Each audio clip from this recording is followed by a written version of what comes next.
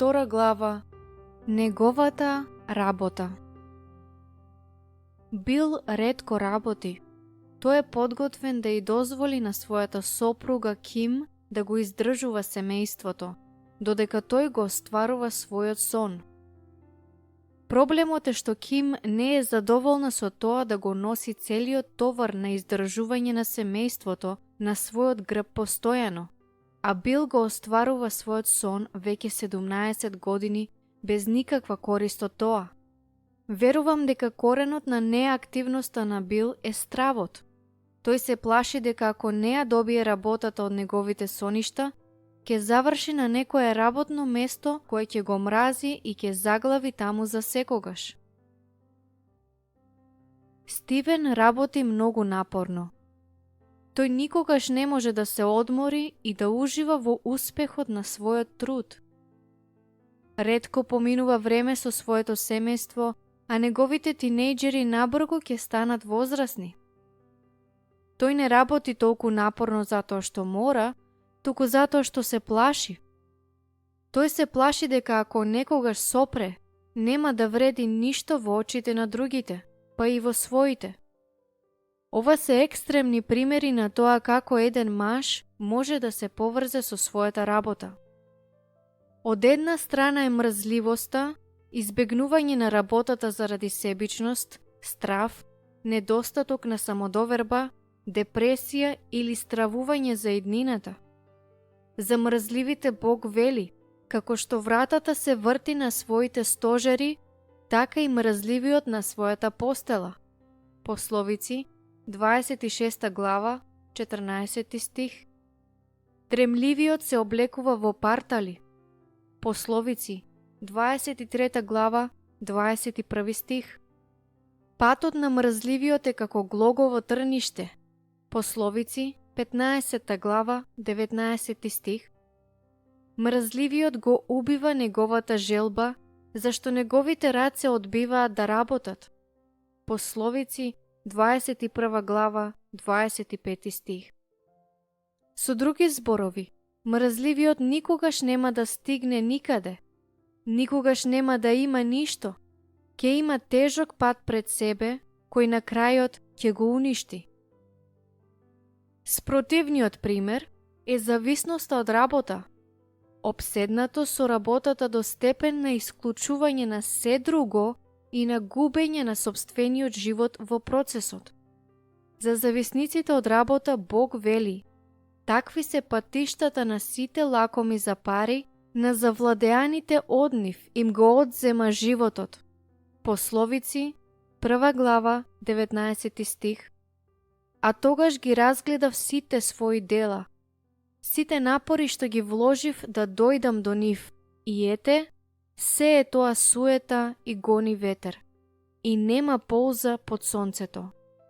Проповедник, 2 глава, 11 стих. Со други зборови, зависноста од работа е исцрпувачка и безкорисна.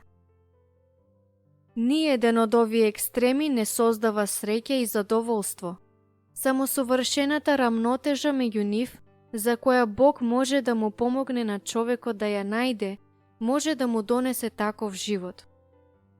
Она што го тера човекот да оди кон еден од овие екстреми, може да биде за чудо стравот.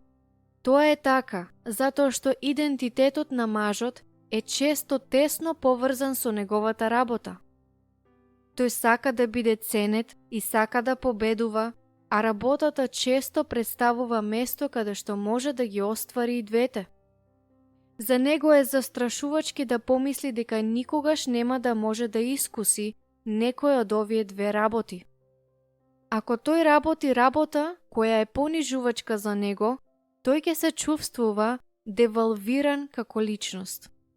Ако неговата работа не е успешна, тој ќе се чувствува како губитник. Бог знае дека работата на мажот е извор на задоволство за него. Тој вели дека нема ништо подобро од тоа мажот да ужива во својот труд и тоа е Божји дар. Проповедник, 3 глава, 13 стих. Фактот што многу мажи не се задоволни со својата работа Не се должи толку многу на тоа што е нивната работа, туку на тоа дали тие имаат чувство за цел. Мажот кој го нема тоа, може најпосле да дојде до место каде што работел напорно и долго за многу мала награда, што тој повеќе не гледа иднина за себе си, барем не онаква за каква вреди да се живее. А доколку истовремено му се приближува и староста, во својата глава може да слуша зборови како «Не си вреден за никого, може да те замениме, веќе не можеш да го правиш тоа што го правеше, премногу си стар за да учиш нови работи, го немаш тоа, немаш никаква цел».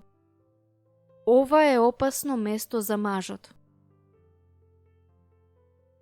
Гари, неговиот татко и неговиот дедо тешко заработувале за живот. Всушност, тие многу доцна во своите животи сватиле што би требало да прават. Тие оделе од една работа на друга без никакво јасно водство. Тие се бореле финансиски. Никој од нив немал родители кои ќе се молат за нив за да им бидат откриени нивните дарови и таленти, да го спознаат Божиот повик за нивниот живот, да им се отворат вратите и да станат се она за што биле создадени. Историјата има тенденција да се повторува доколку Бог не интервенира. Сум забележала дека луѓето чии родители активно се молат за нив, ја наоѓаат својата животна работа порано. Нивната кариера може би не започнува веднаш, но тие имаат чувство за цел и иднина кое ги насочува во вистинската насока. Тие не живеат со фрустрациите и безцелноста со кои живеат другите. Додека многу родители имаат агенда за нивните деца, недоволен број од нив го бараат Божиот пат за нивните животи. Кога детето е оставено на случајот на тој начин, тоа може да резултира во талкање по својот повик. Се појавуваат непотребни потешкоти, разочарувања, сомнеш и очај, додека тој се обидува да создаде место за себе си. Доколку твојот сопруг имал таков почеток, твоите молитви можат да го променат неговиот живот. Ако твојот сопруг немал родители кои се молеле за него, ти можеш да ја исполниш таа празнина. Можеш да се молиш да се отворат неговите очи, за да може да види што Бог сака тој да прави и каде Бог го води. Твоите молитви можат да му помогнат да се чувствува ценет и доволно охрабрен за да свати дека вреди, без оглед на тоа што го работи. Можеш да го увериш дека Бог го надарил со уникатна способност и таленти и дека има нешто добро за него. Потоа замоли го Бог да му го открие тоа и да му отвори врата на можност која ниеден човек не може да ја затвори. Твоите молитви можат да отворат пат за него. Дури ако твојот сопруг веќе има успешна кариера, се уште е добро да се молиш да биде онаму каде што Бог сака тој да биде и се да продолжи добро. Мојот сопруг, кој е текстописец и продуцент, еднаш ми рече дека почувствувал како моите молитви го спречиле да работи со погрешни клиенти. Тој никогаш не работел со некој кој е тежок, чуден, зол или несоодветен, што е речиси чудо во неговиот бизнис. Тој знае дека јас секогаш се молам Бог да го води кон вистинските луѓе и да ги тргне од неговиот пат оние кои би предизвикале невојли. Иако нашите молитви не можат да гарантираат пат без проблеми за нашите сопрузи, тие секако дека можат да ги сочуваат од многу проблеми. Ако твојот сопруг напорно работи, не заборавај да му овозможиш време за одмор и уживање, да прави работи кои се забавни за него и повремено ослободи го од товарот на издржување на семејството. На мажите им се потребни периоди на освежување. Доколку ги немаат, тие се склони кон исцрпеност и секакви искушенија. Твоите молитви можат да му помогнат на твојот сопруг да свати дека вистинското значење на животот не доаѓа од работата, туку од тоа дали го следиме Бог. Ајде да се молиме за нашите сопрузи, да ја најдат таа совршена рамнотежа. Молитва. Господе, те молам да ја благословиш работата на рацете на мојот сопруг. Нека неговиот труд не носи само благонаклоност, успех и просперитет, туку и големо задоволство. Ако работата што ја работи не е во согласност со Твојата совршена волја за неговиот живот, откри му го тоа, покажи му што треба поинаку да прави и води го низ вистинскиот пат.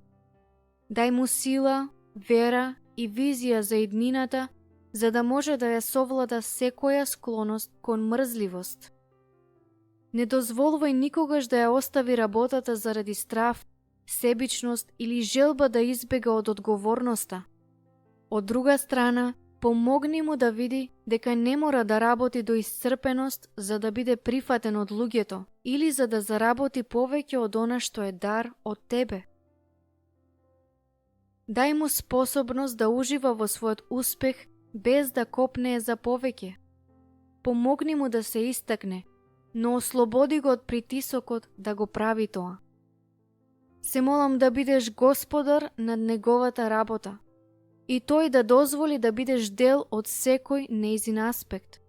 Дај му доволно доверба во даровите што си ги ставил во него, за да може да бара, да најде и да работи добра работа. Отвори врата на можности за него кои ниеден човек не може да ги затвори.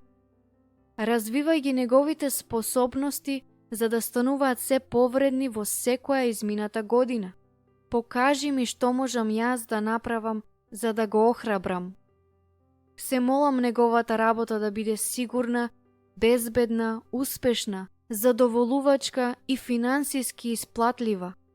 Нека тој не заостанува во ревноста, туку да биде горлив во духот служејќи му на Господ. Римјаните, 12 глава, 11 стих. Нека биде како дрво засадено покрај изворот на Твојата вода, кое донесува плод во свое време. Нека никогаш не овене под притисок, туку нека станува се посилен и нека напредува. Псалм, 1 глава, 3 стих. Моќни алатки.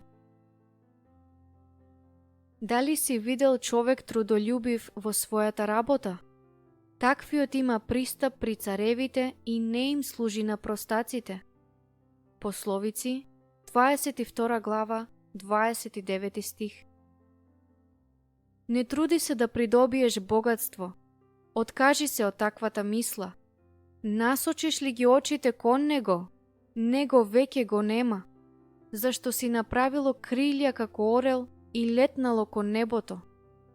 Пословици, 23 глава, 4 и 5 стих. Зашто каква корист има човекот ако го придобие целиот свет, а ја загуби својата душа? Или што ќе даде човекот во замена за својата душа? Евангелие според Матеј, 16 глава, 26 стих. Од мрзливиот се свиткуваат гредите, заради негрижа прокапува куќата. Проповедник, 10 глава, 18 стих. Нека биде над нас добрината на Господа, нашиот Бог. Дај ни да успее делото на нашите раце. Нека успее делото на нашите раце. Псалм 90, 17 стих.